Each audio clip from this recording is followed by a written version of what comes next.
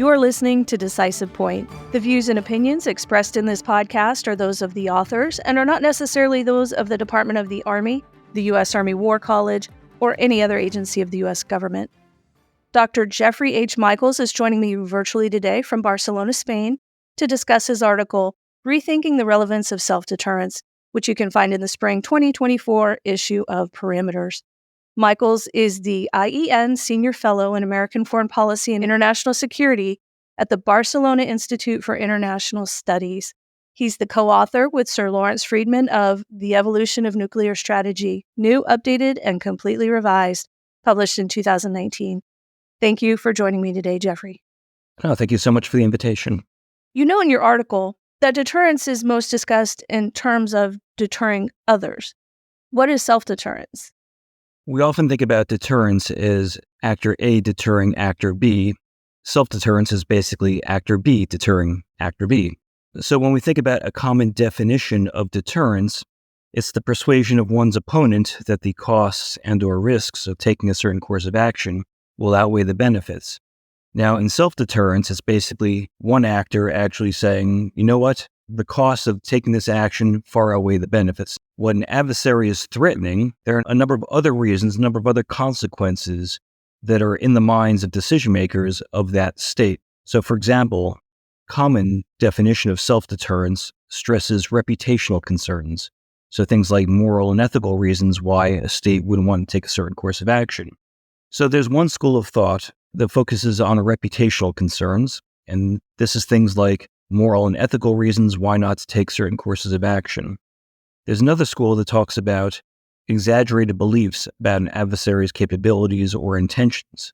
So in other words, you can have certain fantasies in your own head about what an adversary is able or capable or planning to do, but then there are a whole set of other concerns. For example, if you're invading another country, you might not be concerned about actually taking over the country, as in defeating the enemy army, but you could have a very significant concern about having to occupy the country afterwards.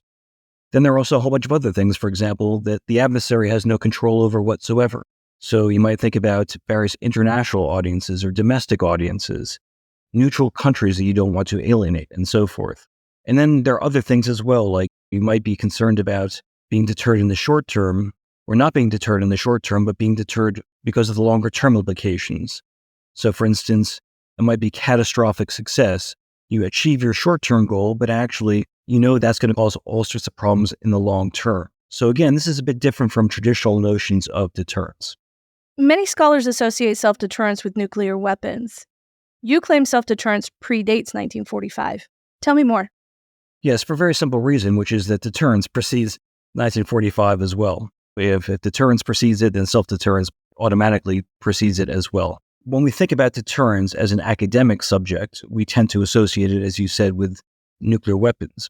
However, deterrence as a fact of life has preceded it, going back to the very beginning of time, one could say. We often talk about deterrence as starting in the Garden of Eden, and the first deterrence failure was God not successfully deterring Adam from eating the apple, and so forth. But self-deterrence, like deterrence, goes back a very long way. And you can see evidence of this in history. So when we look at things like how decision makers actually think about going to war, for example, or using certain weapons, in the article, I don't go that far back, but I go to the debates about chemical weapons use during the First World War and the aftermath of the First World War, and especially in the lead up to the Second World War and during the course of the Second World War. So one can find any number of examples throughout history, but I think one of the key problems is that with so much of the discourse on deterrence, people automatically associate it with nuclear weapons, but actually can be associated with any subject under the sun, effectively. But that's certainly the case with conventional wars and so on. How can policymakers be deterred from taking military action, not by fear, but by considering other consequences that don't fit into the traditional understanding of deterrence? If you think, for example, about, say, the Cuban Missile Crisis, which is a very commonly referred to case, and you ask the question, well, why didn't Kennedy order a military invasion of Cuba, or even to attack it militarily with airstrikes?